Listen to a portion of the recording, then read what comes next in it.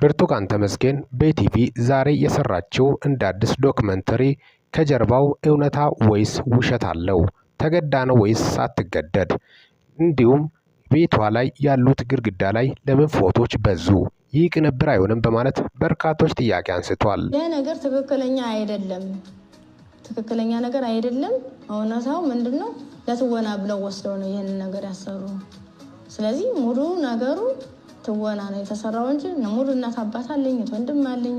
በአደባባይ የታወቀው ኢትዮጵያ ውስጥ ብዙ ፈተናዎችና እንግልቶች እንዳሉ በርካቶቹ እሮሯቸውን እየወጡ ሲያሰሙ ተስተውሏል። ከዚህ ጀርባም በዋናነት ታጣቂዎች አሉበት፣ ይህ ቡድን አለበት፣ ያ ቡድን አለበት ሲባባልም ሰንብቷል። ታዲያስ በርካታ ቁጥር ያላቸው ንጹሃን ስር ያሉት ስሞቱም ተስተውሏል። ምንም የማያውቁት ንጹሃን እንደ ቅጠል ሲረግፉም በኢትዮጵያ ታሪክ ከአንድ መንግስት ወደ ሌላ መንግስት ከሌላኛው መንግስት ወደ ሌላኛው መንግስት እየተባባለ እየመጡ ያሉት የተቃውሞም ይሁን የታጣቂ ቡድኖች የሚያነሱት ጥያቄዎች በርካታ ንጹሃኖች የሞት ሰለባ ሲሆኑ አዲስ እንዳልሆነ ደግሞም በዚህኛው ዙር በጣም እንደከበደም በርካቶቹ ሀሳባቸውን በእንባ ሲገልጹ፣ በሌላ በኩል ደግሞ እንደዚህ መልካም ጊዜ የለም፣ ጥሩ ጊዜ ነው፣ እኛ የምንበለጽግበት ጊዜ ነው በማለትም የሚያስተባብሉትም በዛው ልክ እንደሆኑ የአደባባይ መረጃዎች ናቸው። በዚህ 6 እና 5 ዓመት ውስጥ ኢትዮጵያ ብዙ ነገሮች ለውጥም ብዙ ደግሞም በዛው ልክ ደግሞ ብዙ ነገሮች ተሰምቶም ተደምጦም በማይታወቅ ሁኔታ በርካታ የነፍስ መጥፋት እንደደረሰ በተለይ በእርስ በርስ ውጊያ። በዚህ ውጊያ ላይ እውነት ችግሩ ከማን ነው? ከመንግስት ወይስ ከህዝቡ? ህዝቡስ ችግር ፈጣሪ ነው ወይስ አይደለም? ህዝቡስ ለሰላም ምን ያህል ክፍት ነው? ምን ያህል ዝግጁ ነው ሰላም ለማስከበር? መንግስት ብቻውን ጫንቃው ላይ በማለትም ደግሞ ክርክር የሚያነሱትም አልጠፉም። ታዲያስ የሰሜኑ ጦርነት የትግራዩ በጣም በሚያሳዝን ሁኔታ አያሌ ቁጥር ያላቸው ኢትዮጵያኖች እንደ ቅጠል የረገፉበት ውጊያ ነው። ይህ የማይካድ እውነታ ነው። በተለይ በትግራይ በኩልና በኢትዮጵያ ሰራዊት በኩል አጠቃላይ በተነሳው ጦርነት ከሁለቱም ወገን ወደ 1 ሚሊዮን ቁጥር የምጠጋ ምስኪን ኢትዮጵያዊ እንደ ቅጠል መርገፉ የምታወስ ነው። የፖለቲካ ልዩነትን ወደ መቀመጫ ዙሪያ በሰለጠነ መንገድ መፍታት የተሻለ ነው። ምክንያቱም ይህ 21ኛ ሴንቸሪ ነው።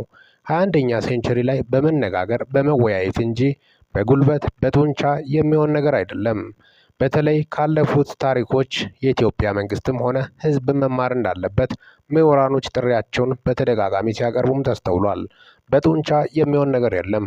ህዝብም በጡንቻ ማሰብ የለበትም፣ መንግስትም በጡንቻ ማሰብ የለበትም በማለትም ነው። ከህዝብ መካከልም ታጥቀን በግድ እንደዚህ እናደርጋለን የሚሉትም እሱም ባያስቡትም የተሻለ ይሆናል በማለትም ነው። በጣም የሚያሳዝነው የእርስ በርስ ውጊያ በተለይ እኔ ካንተ በልጣለሁ አንተ ምንም አታመጣም የሚባል ነገርም መቅረት እንዳለበትም ነው። ኖ አንተምና ችግርን በጋራ እንፍታ፣ በፍቅር በአንድነት እጅ ለእጅ ተያይዘን ወደፊት እንቀጥል። በመሃላችን ችግር የሚፈጥር ነገር ካለ መቀረፍ አለበት። የጋራ ጥቅማችንን የሚጎዳ ሉዓላዊነት ላይ የሚገዳደር ከሆነ መቆም አለበት። በመነጋገርና በመወያየት ወደ መቀመጫ ዙሪያ በማምጣት ምክንያቱም የኢትዮጵያ ህዝብ እርስ በርስ እልህኛ ነው። ያኛው ይበልጣለሁ ካለ ይሄኛው እንዴት አንሼ እቀጥላለሁ ብሎም ያስባል። ስለዚህ የእርስ በርስ ግጭት ከምነሳ ፍቅር፣ ሰላም በአንድነት በህብረት በመነጋገር በመወያየት በሰለጠነ መንገድ ወደ መቀመጫ ዙሪያ በማምጣት በመፍታት ነገሮችን ማስተካከል እንደሚገባም ነው። ታዲያስ ኢትዮጵያ ውስጥ 6 እና 5 ዓመት ውስጥ በእርስ በርስ ጦርነት ብቻ ሳይሆን የተለያዩ ንጹሃን ላይ የደረሱት በደሎች የማይረሱ ናቸው። በተለይ ሴት ልጅ ላይ እጅግ የሚያሳዝነው በርካታ ቁጥር ያላቸው ሴቶች በጣም በሚያሳዝን ሁኔታ የተደፈሩበት አልፎም ደግሞ ህፃናቶች የተገደሉበትም የተሰሙትም እጅግ ዘግናኝ መረጃዎችም በዚሁ በቅርብ ተከታታይ ሲሰሙም ተስተውሏል። ታዲያስ በዚህ ነገር ላይ የዚህ ወገን የዛ ወገን የሚያስብል ነገር አይደለም፣ ሰብአዊነት ነው በማለትም በርካቶችም ሀሳባቸውን ሲያነሱም ተስተውሏል። ታዲያስ ሰሞኑን በኢቢኤስ ላይ ምን ነበር የተፈጠረው?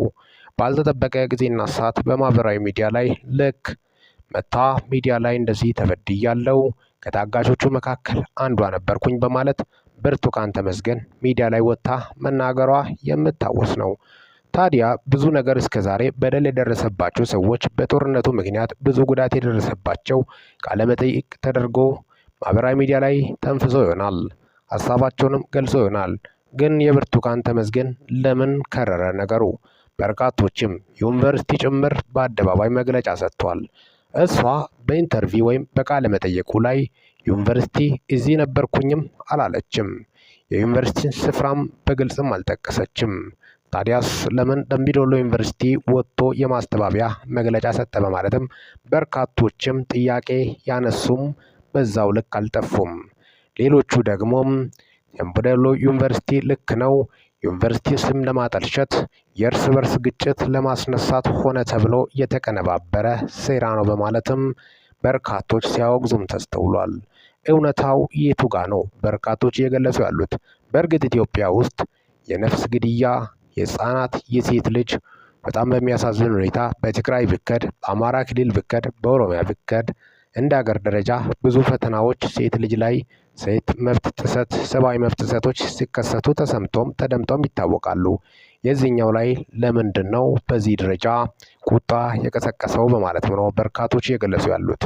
በእርግጥ እንደው ቦታውም በግልጽ ውሸት ይሁን እውነት እሷም ትክክለኛ ቦታ እንዳው ደምቢዶሎ ቢሆን ራሱ በህዝብ ደረጃ አይደለም መጠየቅ ያለበት። ታጣቂ ባጠፋው ወይም አንድ የታጠቀ ቡድን ባጠፋው ህዝብ መጠየቅ እንደሌለበት በርካቶችም የበሰሉት ሀሳባቸውን ሲገልጹም ተስተውሏል። ምክንያቱም በሰሜኑ ጦርነትም ታጣቂዎች ባደረሱት ጥቃትና ጥፋት በህዝብ ደረጃ አልተጣሉም። የኢትዮጵያ ህዝብ ዞሮ ዞሮ አንድ ነው፣ በፍቅር ይቀጥላል። በሰሜን ጦርነት ወቅት ትግሬ ከአማራ፣ አማራ ከኦሮሞ፣ ትግሬ ከኦሮሞ ሁሉም በአንድነት ይኖር ነበር። ያው ታጣቂ ቡድን እርስ በርስ ግጭት ፈጥሮ ውጊያ ላይ ነበር። ህዝብ ለህዝብ እንደዚህ አይደለም። አብዛኛውን ጊዜ ፖለቲከኞች ባመጡት በተፈጠረው ባለመግባባት እንጂ ውጊያ የሚከሰተው መች ህዝብ ለህዝብ እንደዚህ ክፉ ሆነና።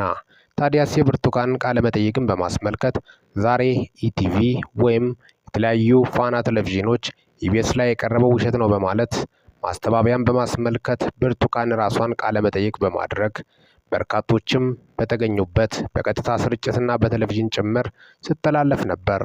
እውነት ግን ብርቱካን ተገዳ ወይስ ምንድነው የተፈጠረው? እውነታውን እሷም በጣም ለየት የሚያደርገው የጊዜ ጉዳይ እንጂ እውነታው ብርቱካን እውነት ተገዳ ወይስ ውሸቷን ነበር ኢቢኤስ ላይ ስተውን የነበረችው? በዛ ዙሪያ አጠቃላይ የጊዜ ጉዳይ ነው በማለት በርካቶች ሀሳባቸውን የገለጹ ናቸው።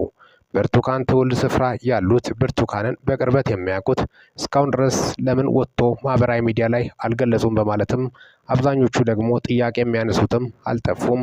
ዩኒቨርሲቲን በማስመልከት ከእሷ ጋር የተማሩትስ በቅርብ የሚያውቋትስ የሉም ወይ? ለሀይ ሊሉ ይገባል። ሚዲያ ላይ ወጥቶ ለምን እውነታውን አላጋለጡም እስካሁን ድረስ በማለትም የጠየቁትም አልጠፉም። የጊዜ ጉዳይ ነው። አንድ ቀን እውነታው ይደረስበታል።